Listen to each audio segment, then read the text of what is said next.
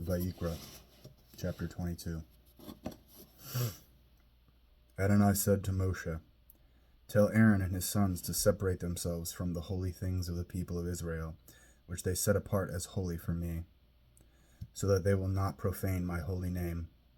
I am Adonai. Tell them, any descendant of yours through all your generations who approaches the holy things that the people of Israel consecrate to Adonai and is unclean will be cut off from before me. I am Adonai. Any descendant of Aaron with zara'at, or a discharge, is not to eat the holy things until he is clean. Anyone who has touched a person made unclean by a dead body, or who has had a seminal emission, or who has touched a reptile or insect that can make him unclean, or a man who is unclean for any reason and who can transmit to him his uncleanness, the person who touches any of these will be unclean until evening, and is not to eat the holy things unless he bathes his body in water.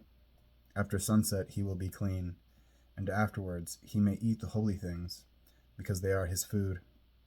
But he is not to eat anything that dies naturally, or is torn to death by wild animals, and thereby make himself unclean. I am Adonai. The Kohanim must observe this charge of mine. Otherwise, if they profane it, they will bear the consequences of their sin for doing so and die in it. I am Adonai, who makes them holy. No one who is not a Kohen may eat anything holy, nor may a tenant or employee of a Kohen eat anything holy. But if a Kohen acquires a slave, either through purchase or through his being born in his household, he may share his food. If the daughter of a Kohen is married to a man who is not a Kohen, she is not to have a share of the food set aside from the holy things.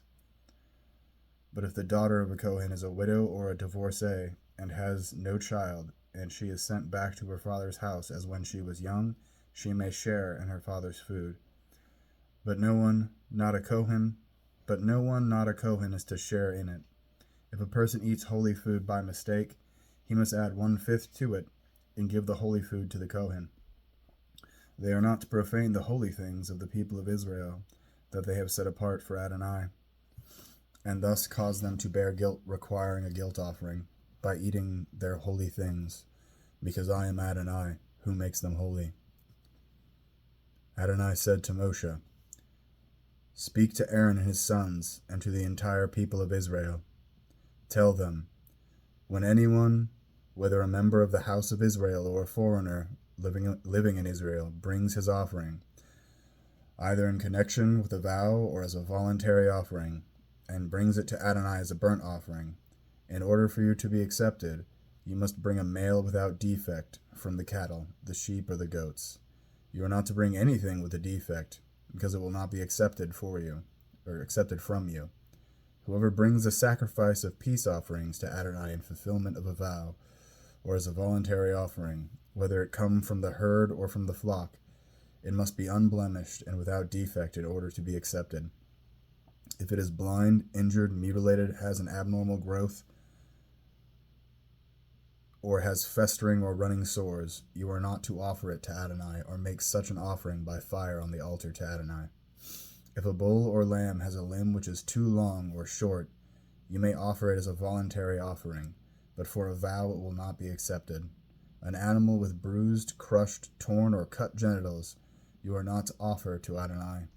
You are not to do these things in your land, and you are not to receive any of these from a foreigner for you to offer as bread for your God. Because their deformity is a defect in them, they will not be accepted from you."